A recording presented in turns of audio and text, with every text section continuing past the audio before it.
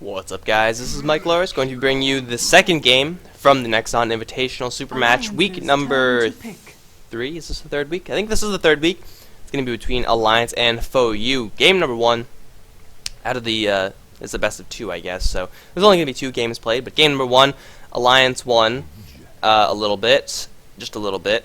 So that was amusing.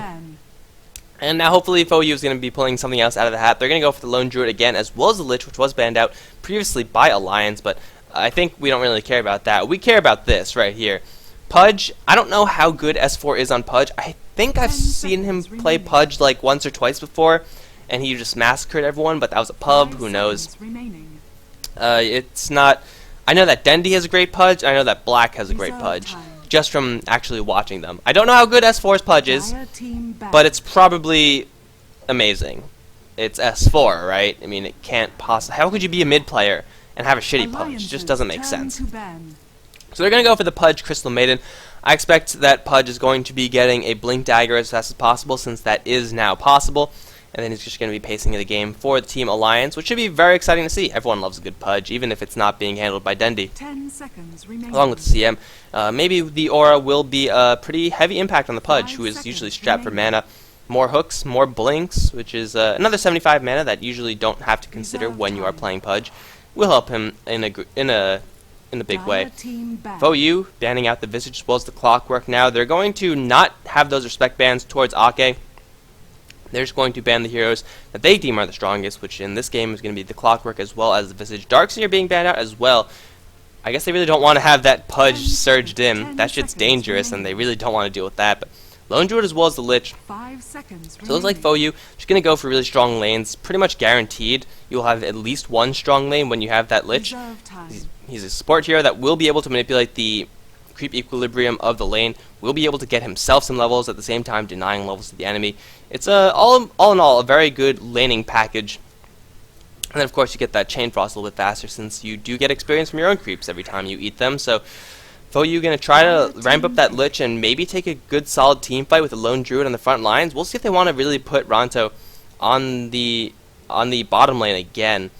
He didn't really get that much done last game, and picking up the Lone Druid that quickly again is, in my eyes, incredibly risky.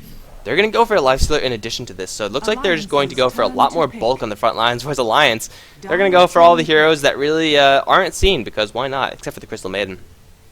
Dazzle has received a change in the latest patch in 0.79, where his Poison Touch actually is not garbage at level 1. It actually does slow people. Before it said it slowed people, but I mean, come on, we all know it didn't actually do anything. So that's going to be the pickup from Alliance. Will give a good combination with that Pudge. He could rot as well as, you know, while having the Shadow Grave on him, and that's just free damage. Axe as well, because why not? And calling it right now, guys, you know that I do not look at these games beforehand. Sniper is going to be the last pickup, because Loaded needs a hero, right? Loaded needs a hero, and that's like his hero, right? It's going to be a Sniper. And I am willing to bet... 10 seconds remaining. No, I'm not really willing to bet anything. I don't know where I was going with that. But yeah, that's going to be the pick for Alliance. They are... they've pretty much used the last game in order to read the skill level of For Our Utopia. And what they've learned is that Alliance can pick whatever they want. I mean, these are strong heroes. Don't get me wrong. They're not exactly S+ tier heroes, though. I don't think anyone would disagree with that. They could get away with picking the less than perfect heroes and still pull out a win. fOu, well, we'll see what they can do this game, and if they really can't stand up to Alliance at all, then, well, it's going to be a little bit difficult for them. fOu, their last picks with the Lifestealer, Magnus, as well as the Enigma, going to give themselves, once again, a good amount of pushing with those Eidolons. I'm still pretty sure that's how you pronounce it, but, you know, who cares? I'm going to pronounce it however I want. As well as the Lone Druid Bear, but the pushing from the Lone Druid Bear really didn't come out last game, so not sure how strong it's going to be this game. They do have a good amount of team fight between the Chain Frost RP as well as the Black Hole, so if Alliance clump up, which they don't really do that. Oh, I'm wrong. No. Guys, I thought I was gonna... Who knows? Who knows? I don't even know anymore. Well, they can take good team fights. They definitely can. Although Alliance's team fight, it's not bad either.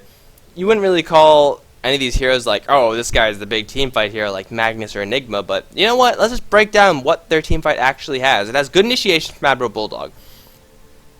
It's probably the best initiation for a team fight. Pulling one person out of a fight, that'll win you the game. They will have a blink call eventually from Axe, I'm assuming. They'll have a lot of armor, a lot of survivability from Dazzle, which isn't really going to help them, I guess, that much. And they also have the Requiem of Souls Freezing Field, so Alliance's team fight, it's not really conventional, but it's still substantial. And we'll see if it actually works. We're just going to go run with the regular HUD for now. But fOu with the Lich as well as the Enigma will have the double denial, so instantly 2 creeps will not be going Alliance's way. fOu this game, they're just going to be reliant on a very, very heavy front line with a lot of team fight to back it up, so they want a really clustered fight. And I think that's actually going to work out pretty well for them, because Alliance, they want a clustered fight as well. That's pretty much how Axe operates. That's how Pudge operates. He gives someone a hug, and then he kills them. He wants to get close, and Axe wants to get close as well. CM, Dazzle, as well as Shadow Fiend would rather stay, on the sidelines, but even Shadow Fiend, he's a ranged hero, yes, but Requiem of Souls kind of requires you to get a little bit closer than you ordinarily would be to the enemy team, so all that clumping means that Chain Frost, RP, as well as Black Hole, hell, even Infest, they're going to get a little bit more value out of those if they get the levels up. But let's see who's going to be playing what, because this is certainly not what I was expecting.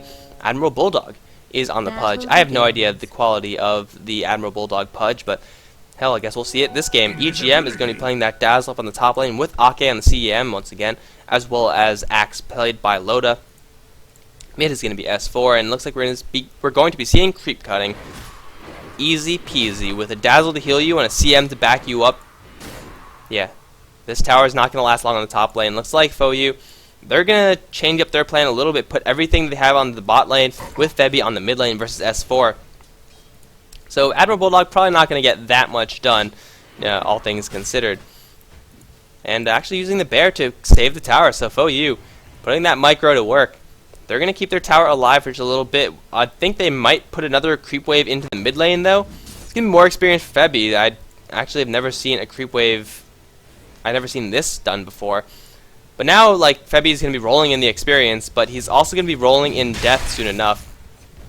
You know what? We have Dazzle as well as CM waiting in the wings. S4 starting out with that poke damage. There's a Frost Nova. Febby does not have a skewer out of here. He's pretending that he does, although he really doesn't. EGM, not with the poison touch though. He's going to get in for a little bit of body blocking. Only level 1 on that Shadow Demon, but it looks like it might not matter. Shadow Fiend, rather. EGM with the right clicks. Big right clicks from EGM, securing first blood. He's found March. He wants more. March doesn't want any part of this. He's going to get the hell out of there. Alright, so that was exciting. Dazzle putting some work in with a heal as a level 1 spell. Why not? Admiral Bulldog not getting pressured as much. Ronto with the bear on the top lane, forced to use it to try to keep the top tower alive, means that he's just a below average ranged hero on this lane. Admiral Bulldog really not scared of Anarchy or Ronto. Did he just hook? I think he just... No, he didn't. Okay. But March, wow, what happened? How did I miss this? EGM as well as Ake diving deep for this Enigma, and they don't get him. But you know what?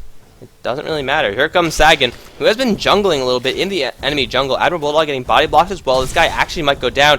Frost Blast as well. Admiral Bulldog, will he be able to rot himself? He will not. Sagan, the Life Stealer, picking up a kill for fOu. And, well, he's going to probably just go right back to the jungle, it seems. EGM's going to rotate down, but... yeah, I can't take this game seriously. I really can't. I'm sorry, but Axe, Dazzle, creep cutting, bears on the top lane. There's just so much going on, and I gotta hand it to fOu. They're like doing the right thing against this Axe creep cutting. Putting that bear up on that top lane to kind of mess with the creeps that are running around there. And oh, here we go, Ronto gonna recall the bear. Fortunately for him, he's level 3, but the slow is up on Dazzle and a 2-man wave nuke. Shadow Wave nuke. Hook from Admiral Bulldog gonna secure the kill on the lone druid. Here comes Sagan. Might go for EGM. Dire has fortified its structures. Looks like not. Dire fortifying again. Why does Dire keep fortifying when there's nothing there? I don't get it. Top lane though, the bear getting recalled out means that Ake as well as Loda will take down this tower. It looks like they should have enough damage to do it within this wave, but even if they don't, they'll just wind up for another wave and do it again. Mid lane Febby is doing very well against S4, despite the fact that he did die. Using those shockwaves to secure last hits, and S4 trying to be a little bit aggressive with the likes of EGM as well as Ake. Maybe put him back a little bit as far as the collecting of souls go. And now with Sagan coming in, S4 might be a little bit of trouble. Teleportation's going to come in, securing S4 back into the tower. Sagan is going to drop before S4, so there's the experience for him. Ake can teleport in. Febby still within tower range. Couple tower shots with the CM hits. It will not be enough. Bottling up. Will save that Magnus. March coming in as well will ensure safety. Anarchy dodging the hook from Admiral Bulldog. So that's a 1/3 success rate so far with the hooks. Not bad for a bottom lane pudge. Could be worse. Oh, here we go. March gonna run straight into Loda, and here comes the beatdown. He does have support coming in the form of a very low health Magnus. Loda, his eyes just gonna be lighting up with this. He's gonna go for both of them, and he might actually get them. Yep, there's one. Securing back. Loda actually gonna run to 3. Where's the calling blade? There it is. The movement speed. Will it be enough to ensure his escape? He's running. He's running. He's gonna get some support from Ake on the low ground, and he's gonna play some games. He's gonna get out of there. This movement speed bonus, man, will ensure that Loda escapes, and he will survive. That is beautiful. Axe, so manly. Admiral Bulldog whiffing another one of these hooks. I think the bear not too big of a deal though. I don't know what Aki's doing at such low HP. He does have a bottle of his own. So much roaming on the CM. You kind of do want to get that bottle, even though you will be forced to share it with S4. Share like the crowing and rune control with S4. The regen that you get from that much of a roaming role is going to be a very, very large influence. And RP being used from Febby. Going to try to secure back S4. RP being completely whiffed, and now Loda going to run headlong into the Magnus. Oh, where's Loda going? Loda's on the hunt with Ake. Buddies for life. And they're going to be dispelled, but there's no one here, so I don't think they know that. But I think there's going to be creep cutting. They want to take this tower. No, Loda's still on the hunt. This guy, just on the prowl. And unfortunately, it's going to be Anarchy who's going to really feel the wrath of this. Because Loda has a culling blade. Chop, chop. Axe happened. What happened? Axe happened. Oh, March. Oh, you don't want to be doing that. Oh, you don't want to be oh, Battle Hunger actually didn't cast. With all those Eidolons there, you would think it will help, but really it just hurts Loda a little bit. It hurts March a little bit more. It means more spins. In the meantime, mid lane, EGM, behind the tier 1, because why the hell not? We'll force 2 TPs in. We'll buy a little more space for Admiral Bulldog to get a couple more levels up. Wants to get that level 7 mark for that maxed out hook. Wants to get that level 9 mark for the maxed out rot combo. Sagan on the run will rage out of there. Pretty good counter versus Battle Hunger. But once the Berserker Call gets in, then might be a little bit difficult for the Lifestealer to actually succeed in escaping. Oh, here we go. Ronto playing Ring Around the Rosie with Admiral Bulldog. There's the Dismember, and the hook should not even come out. S4 with the raises, securing that kill. And in the meantime, Febby on the run. Battle Hunger, Poison Touch, all the dots in the world. More dots, more dots. It's another kill for Alliance. Radiant's top tower is being attacked. Alliance are just on a roll. They're moving pretty much wherever they want, however they want, and they're not getting punished for it. fOu investing a lot into their late game with these picks. Really, their early game involves getting occasional pick-offs, but you know, Enigma, not the best early game hero. His stun is okay, but he's really more of a mid-game hero with pushing. Lich, his Frost Blast is really the only thing that can keep them in this lane, but Alliance with the early game power of the Axe, with the Crystal Maiden as well roaming around, they have a lot of burst damage, and they're really putting it to good use. Let's see Admiral Bulldog go for this hook. Bear trying to stonewall. Oh, there's the hook, but it's a trap. Sagan and Anarchy are here. Will it matter? They're going to get the kill. Alliance will. Now teleportation from Admiral Bulldog will not work. That's a 1-for-1. Febby now in a little bit of trouble. Dazzle as well as Crystal Maiden can open this up. Here comes Loda. Wants to get the chop. RP being used. Chop goes the axe. Or I guess that's a scythe, so I don't know why he's called axe. You know what? Next time I smell a culling blade, I'm going to press this button right now, and it's going to be amazing. 10-3 is the score, and fOu once again on the back foot, a little bit faster than last time as well, and really they don't have any way of escaping or peeling off Axe from his target aside from the skewer. Their lack of crowd control really hurting them, and they're going to lose the mid lane tier 1 tower. That's 2 towers down already in favor of Alliance, and well, they're still gonna go through the enemy jungle without a fear in the world. They're gonna be doing this, like Loda is just doing whatever he wants. And Anarchy is on the run. Heavy jukes. We'll get out of there. fOu wants in. Does he have a blink dagger? That's will be far-fetched. Such a fast blink dagger when he's died 4 times. So yeah, he obviously doesn't have a blink dagger yet. Dire's top tower is under attack. Admiral Bulldog now, level 8, has that maxed out hook. Does he see anyone? There he goes. Hook is going to miss. Dire's top tower is being attacked. Meantime, top tower S4 slowly chipping that down while fOu have their hands full in the middle lane. Alliance, who would have thought this would be the split pushing comp? But hey, it's working. Radiant's bottom They tower are is pretty being damn far attacked. ahead. The experience isn't that far ahead, but Dire's top just with the tower gold is momentum that they being have and with the Dire's heroes top they tower have, is more powerful in the destroyed. early game. Oh, here we go. Hook is going to Radiant's miss once bottom again from tower Admiral is Bulldog. siege. Come on, Bulldog. Get it together. Dire's middle tower is under attack. Towers are dropping quickly, and fOu, they're struggling to answer this in any way possible.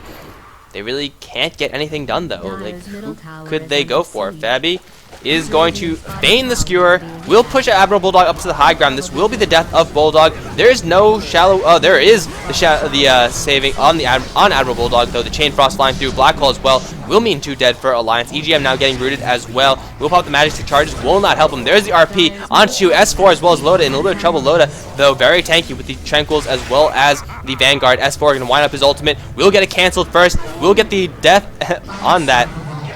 For a little bit of damage. Loda, though, out of mana. He does have some stick charges. He wants more. Wants to go for March. Gonna get another call out. Here comes Ronto as well as Sagan. Loda tanking up everything in the world. Still not dying. Still not dying. Get hit by a shockwave. Might actually die. In the meantime, Lone Druid dropping. Loda will pop magic stick charges and he will call for the additional armor. Loda trying to run. Shockwave will seal the deal. fOu finally getting some kills. It only took Alliance to try to take high ground 10 minutes in for them to use the Black Hole, use the RP, but they used it pretty damn well, I gotta say.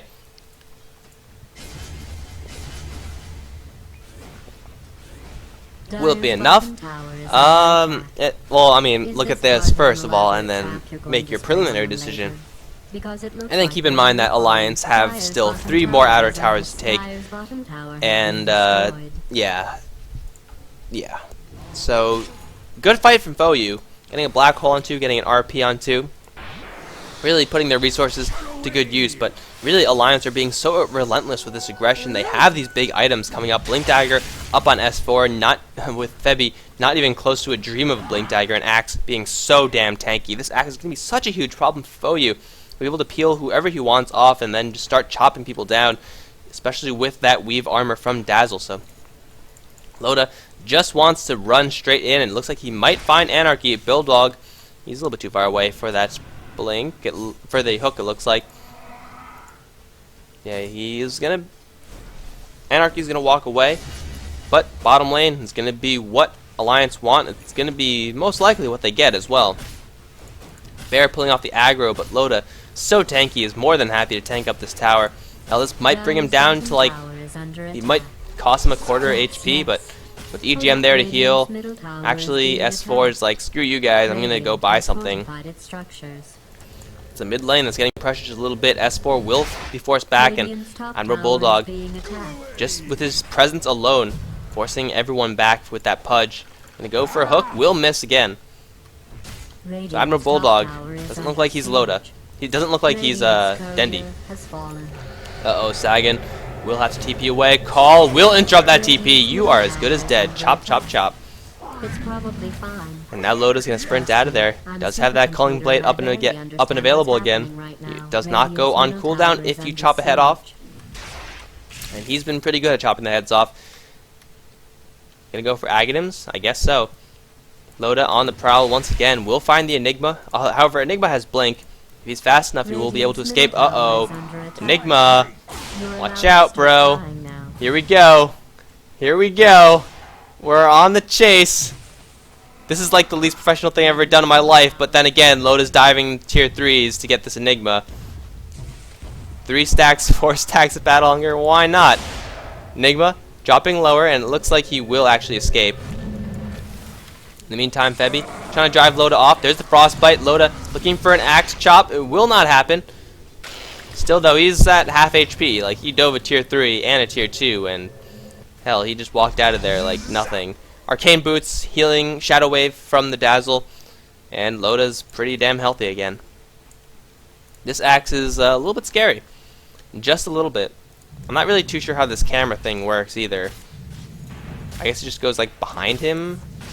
Very weird angling on that. I'm having too much fun with this, guys. I'm sorry, but 16-8 Alliance really setting the pace of this game. And fOu, oh, hook on the bear. Get him, Admiral Bulldog. Finally got a hook on something. This bear not going anywhere in a hurry. Chop goes the bear. Will actually not put it on cooldown. This just in. You can see Axe just not giving any shits in the world. And yeah, you could tell that Alliance aren't taking this game seriously. Teleportation coming in the bottom lane. March has got to get out of there. Doesn't blink dagger. Ake gonna get stunned up. He will get hit very, very hard. There's a black hole. However, S4 will be there to cancel it. Ake will survive with 43 HP. S4, being the gentleman that he is, will escort the lady out of there. In the meantime, middle lane, Loda just doing his own thing. Hook is going to latch and secure Febby. Loda tanking up everything still. Will get forced out back into the fight. I don't know if that was intentional, but who cares? Loda still very tanky. They will get the rod out onto Anarchy. Chain Frost getting pulled away by EGM. Well played by him. It's a double kill for Admiral Bulldog. And Loda tanking up 3 heroes and a tier 2 tower. Walks out of there with 300 HP and is quickly regenerating. Will find a friggin' regen rune. Look at that, Loda. And, oh, Admiral Bulldog really wanted it. That was close. Admiral Bulldog, you really have to take this game more seriously. I mean, come on. Come on. Loda's back at full health, and he's going for an Aghanims. Take a quick look at what the Scepter does. Increases the kill threshold, which isn't that huge. Gives you more movement speed. Reduces the cooldown to 6. That's if you miss, I believe. So you just use it to nuke. Oh, here we go. Here comes the chop. No, chop. He missed. He missed. Okay, maybe he needs that Aghanims to increase the threshold. But I thought I would get the cinematic shot of the chop. It wasn't going to happen. Unfortunately for the viewers. Unfortunately for me, I want to see that cinematic view of the chop. Tier 2 tower bot lane has been carved out. Now the tier 2 mid is the last tower that stands. Alliance, with their slow roll of Loda diving the tier 3s. They're eventually going to take this tier 3. Anarchy on the mid lane will take down tier 1 unless teleportation support says otherwise. Here comes S4. Anarchy will teleport away, and it looks like S4 blinking back for a secondary raise. Well played, but not enough. In the meantime, Admiral Bulldog securing kill on Magnus. Top lane tower does go down to the Enigma hook. Not going to latch, and Loda, he's just going to like dive however the hell he wants, because he knows that he's pretty damn unkillable. RP, not available because he's dead. March getting way too close to this Pudge. He does have a Force Staff as well. Hook is going to secure the kill on him. Loda getting hit pretty hard by the Slicer, though the counter helix really punishing him back. Loda, no! Will get graved up, and he will be fine for a couple more seconds, securing him back. However, Loda, this might actually be his death. One chop will not even land. RP interrupting that. Hook, though, as well as a raise, will kill off the rest of fOu. Now Ranto is the last one alive. The right clicks from S4 a little bit too strong. Weave coming out as well. GG from Febby and Alliance. Taking this game even less seriously than last, but crushing even harder. fOu, there's not much you can do, guys. You need... It'll be years before you can face Alliance.